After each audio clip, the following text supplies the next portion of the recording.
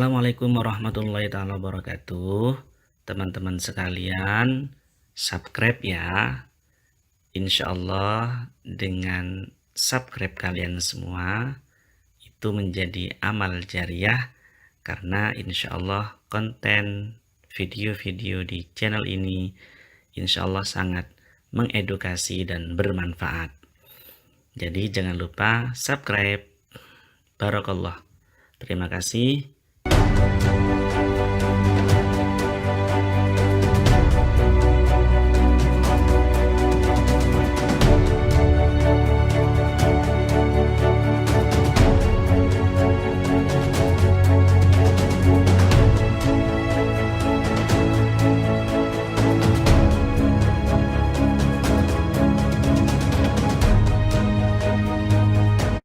Assalamualaikum warahmatullahi taala wabarakatuh. Bismillahirrahmanirrahim. Hamdan wa syukranillah, salatan wa salaman ala rasulillah. Amma ba'du.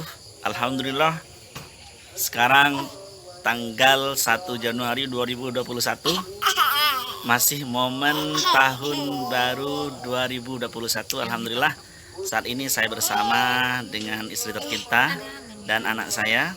Mohon doanya mudah-mudahan kami menjadi keluarga yang sakinah mawaddah warahmah dan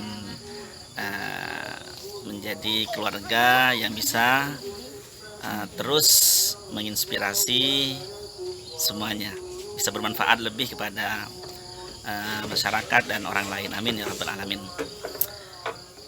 Sahabat-sahabat pecinta sirah nabawiyah rahimakumullah, alhamdulillah, sesuai dengan apa yang saya sampaikan pada video sebelumnya, insya Allah ke depan video-video di channel YouTube Pecinta Sirah Nabawiyah akan sedikit membahas tentang 10 sahabat Nabi yang dijamin masuk surga.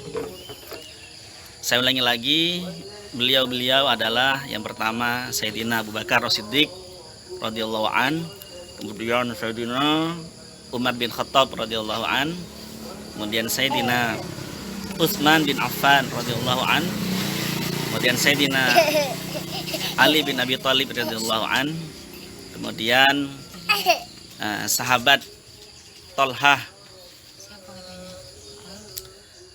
bin Ubaidillah, kemudian Zubair bin Awam, Abdurrahman bin Auf, Sa'ad bin Abi Waqqas, Sa'id bin Zaid, dan Abu Ubaidah bin Jarrah. Beliau adalah 10 sahabat Nabi yang dijamin masuk surga. Pada kesempatan pagi hari ini, pagi yang cerah, di lokasi Desa Ganting Wetan, Kecamatan Maron, mohon izin saya akan menyampaikan sedikit tentang sirah, kisah tentang Abu Bakar As-Siddiq. Beliau, Abu Bakar As-Siddiq, adalah sahabat terdekat Nabi.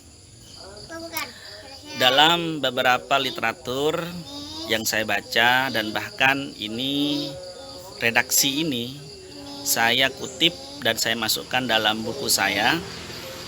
Jadi saya punya buku tulisan kitab yang berjudul Al-Arabiyah Al-Mufidah fi Ta'limil Qawaidi Sharfiyah, karena kebetulan saya mengajar ilmu saraf di kampus. Saya nulis kitab itu tahun 2015 silam dan dicetak kurang lebih 100 eksemplar dan sudah habis karena dipakai oleh mahasiswa.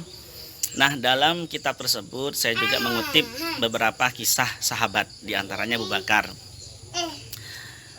Redaksinya adalah Abu Bakar As-Siddiq ismuhu qablal Islam Abdul Ka'bah. Jadi Abu Bakar ini namanya ketika sebelum masuk Islam adalah Abdul Ka'bah. Tsumma baddalan nabiyyu ismahu bi Abdillah. Kemudian setelah masuk Islam, baddalan nabiyyu ismahu bi Abdillah. Namanya diganti oleh Nabi menjadi Abdullah. Wulida ba'dan Nabi bisa nataini wa ashhur. Beliau Abu Bakar ini dilahirkan 2 tahun dan beberapa bulan lebih muda dari Nabi. Kemudian luqiba bi Abi Bakrin li'annahu awwalu man aslama wa amana bin nabi. Kenapa disebut dijuluki Abu Bakar padahal namanya Abdul Ka'bah kemudian menjadi Abdullah? Kenapa dijuluki Abu Bakar? Karena beliau adalah orang yang pertama masuk Islam. Abu itu bapak, Bakrun itu artinya pagi, pagi-pagi sekali, atau bisa diartikan juga Bikrun artinya perawan, artinya mula-mula, pertama kali. Abu Bakrin bapaknya yang pertama kali masuk Islam maksudnya. Jadi seperti itu. Jadi Abu Bakar ini maksudnya adalah orang yang pertama kali masuk Islam di kalangan sahabat. Kalau kita telusuri, ternyata beliau bukan orang pertama yang masuk Islam atau beriman kepada Nabi.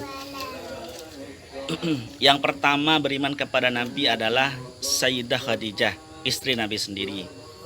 Kemudian yang kedua adalah Sayyidina Ali, sepupu Nabi yang diasuh oleh Nabi, yang tinggal di rumahnya Nabi. Yang ketiga adalah Zaid bin Harithah. Zaid bin Harithah ini adalah budak, kemudian dijual di pasar, orang Yaman aslinya, dijual di pasar Mekah, kemudian dibeli oleh Sayyidah Khadijah dan dihadiahkan kepada Nabi ketika pernikahan beliau. Oleh Nabi, Zaid bin Harithah ini dibebaskan dan dijadikan anak angkat. Jadi juga tinggal di rumah Nabi. Jadi yang beriman kepada Nabi pertama adalah Sayyidah Khadijah, yang kedua adalah Sayyidina Ali bin Abi Thalib, yang ketiga adalah Zaid bin Harithah, baru yang keempat adalah Abu Bakar. Tapi kenapa yang terkenal adalah Abu Bakar orang pertama? Karena Abu Bakar tidak ada ikatan darah atau tidak tinggal di rumah Nabi. Jadi Abu Bakar adalah orang pertama di kalangan sahabat, bukan keluarga, di kalangan sahabat yang beriman kepada Nabi. Makanya disebut Abu Bakar. Kemudian washtahara bis-siddiq. Abu Bakar ini terkenal dengan sebutan As-Siddiq. Kenapa? Li'annahu awwalu man saddaqa bi Isra'i wa Mi'rajin Nabi. Bi Isra'in Nabi wa Mi'rajih. Gitu ya, di redaksinya seperti itu. Jadi Abu Bakar ini juga orang yang pertama kali mengimani, meyakini bahwasanya Nabi betul-betul Isra Mi'raj.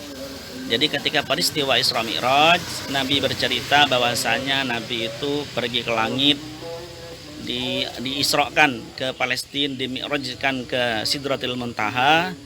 Kemudian sebelum subuh sudah datang lagi ke bumi. Orang-orang yang beriman, yang masih lemah imannya, banyak yang murtad, tidak percaya kepada Nabi. Ketika ditanya kepada Abu Bakar langsung saddaqah, tasdik ya. Jadi Abu Bakar ini yang pertama kali membenarkan, makanya bergelar As-Siddiq. Jadi begitu ya. Jadi Abu Bakar adalah nama awalnya adalah Abdul Ka'bah. Kemudian ketika Islam, masuk Islam namanya Abdullah. Kemudian dijuluki Abu Bakar dan terkenal dengan As-Siddiq, Abu Bakar As-Siddiq, seperti itu. Sahabat-sahabat sekalian, Abu Bakar ini adalah termasuk dari golongan orang-orang Tamim, suku Tamim. Makanya juga disebut beliau adalah Abu Bakar At-Tamimi. Jadi dari suku Tamim. Nah, peristiwa masuk Islamnya Abu Bakar adalah suatu saat ketika Nabi menjelang Nabi mendapatkan wahyu pertama dari Allah Subhanahu wa taala. Nabi sudah bersahabat dengan Abu Bakar. Jadi sebelum diangkat menjadi Nabi, Nabi sudah bersahabat dengan Abu Bakar. Suatu saat Abu Bakar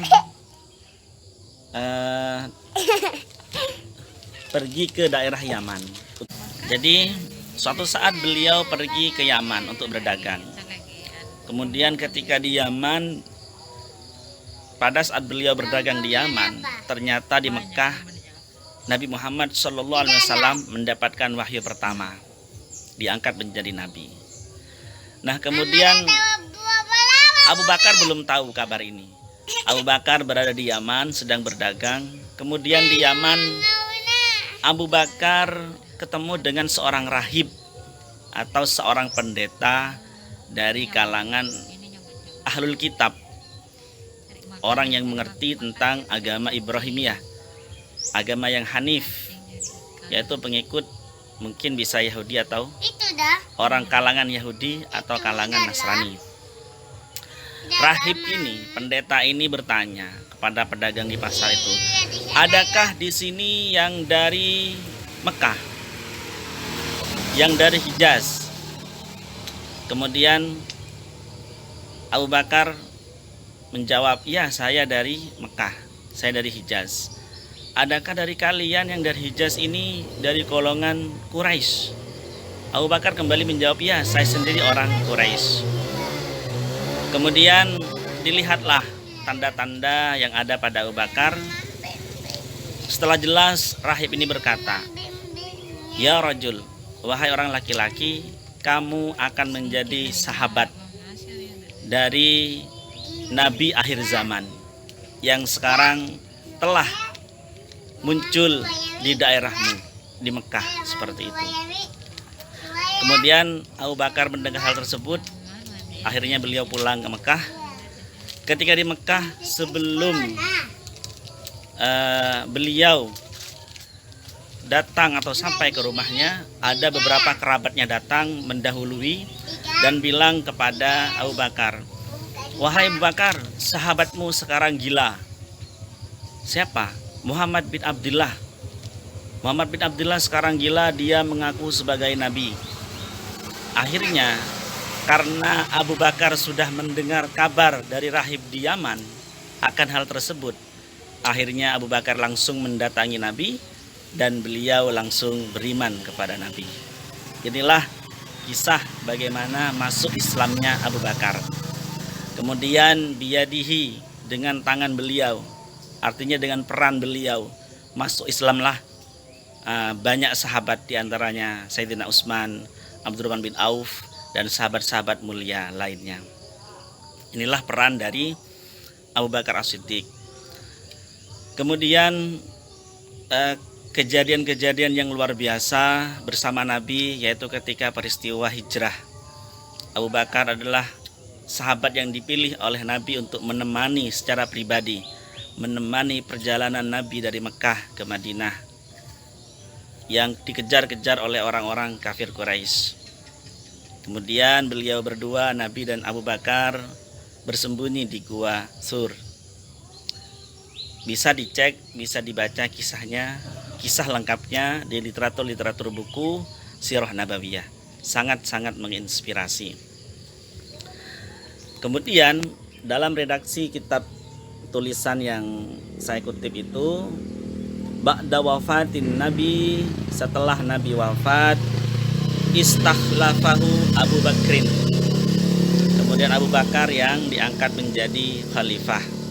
Jadi ketika Nabi wafat pada tahun ke-12 Hijriah, setelah Fathu Makkah, perang Hunain, dan Haji Wada, Nabi sakit. Ketika Nabi sakit, yang diizinkan untuk mengimami kaum muslimin adalah Abu Bakar As-Siddiq.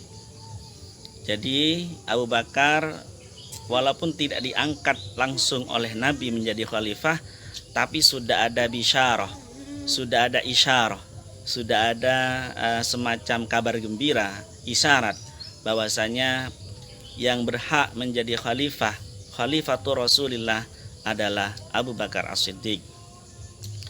Tapi kejadiannya masih butuh proses yang agak rumit. Jadi ketika Nabi wafat, Ahlul Bait Nabi sibuk mengurusi jenazah Nabi. Sedangkan di Saqifah, Bani Sa'idah, ya, suatu tempat ya, itu berkumpul orang-orang Ansor untuk mengangkat mengangkat sahabat dari kalangan Ansor untuk dijadikan khalifah. Kemudian mendengar hal tersebut, dikabarkan kepada Abu Bakar dan Sayyidina Umar. Beliau berdua berangkat ke Saqifah Bani Sa'idah. Sedangkan Sayyidina Ali dan Sayyidina Utsman tidak ikut karena beliau berdua adalah menantu Nabi yang mengurusi jenazah Nabi. Nah, dalam pertemuan tersebut terjadilah perdebatan antara kaum Muhajirin dan kaum Ansor.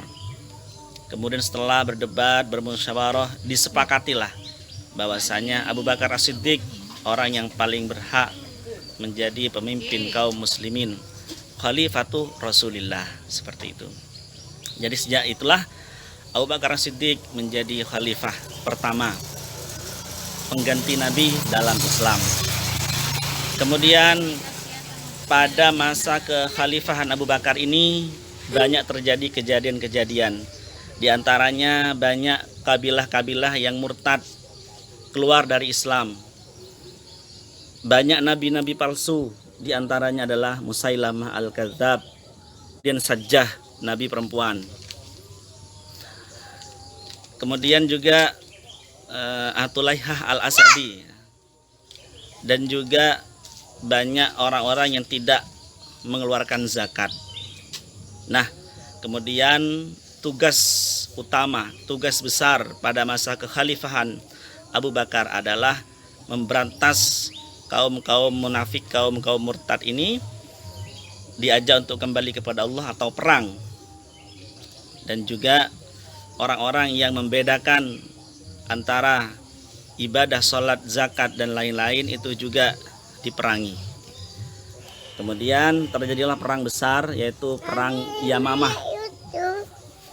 Perang Yamamah yang dipimpin oleh Khalid bin Walid, dan pada saat itulah bisa membunuh Musailamah Al-Kadzab oleh tangan Wahsy. Wahsy ini sahabat yang dulu pernah membunuh, menombak paman Nabi, Sayyid Hamzah ya. Jadi Sayyidina Hamzah pada perang Uhud pernah ditombak, dibunuh oleh Wahsy. Kemudian Wahsy ini masuk Islam pada Fathu Mekah, dan pada perang Yamamah bisa membunuh Musailamah Al-Kadzab. Nanti kisah Wahsy akan ada juga di channel ini. Itulah tugas-tugas atau tugas-tugas utama pada masa kekhalifahan Abu Bakar, termasuk juga ekspansi keluar, yaitu perang dengan orang-orang Romawi di Syam yang dipimpin oleh Khalid bin Walid, termasuk juga Usamah bin Zaid, dan banyak sahabat-sahabat jenderal-jenderal muslim lainnya.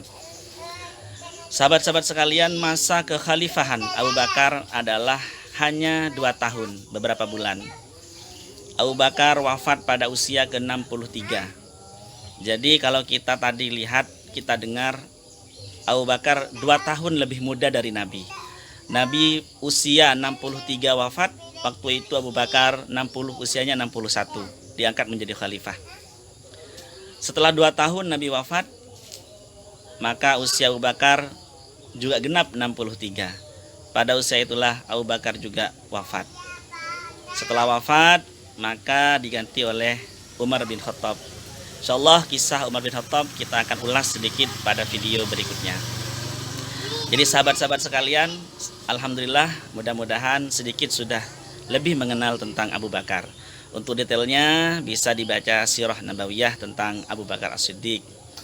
Jadi beliau sahabat mulia Nabi, termasuk orang pertama yang masuk Islam, kemudian bersahabat dengan Nabi, membela Nabi, hartanya, jiwanya, raganya. Kemudian beliau yang dianggap berhak menggantikan Nabi sebagai khalifah pertama, dan tugas utamanya memberantas orang-orang murtad, nabi-nabi palsu, dan mengembalikan orang-orang yang tidak berzakat agar kembali menjadi muslim yang taat berzakat. Dan beliau menjadi khalifah selama 2 tahun beberapa bulan saja. Kira-kira demikian video singkat tentang sirah, kisah singkat Abu Bakar As-Siddiq. Mudah-mudahan bisa menambah rasa cinta kita kepada beliau. Abu Bakar As-Siddiq radhiyallahu anhu. Sekian video ini, mudah-mudahan manfaat, mudah-mudahan barokah. Lokasi saya sekarang berada di Desa Ganting. Sudah ditunggu sama istri dan anak untuk segera pulang. Terima kasih atas waktunya. Akhiran saya akhiri. Wassalamualaikum warahmatullahi taala wabarakatuh.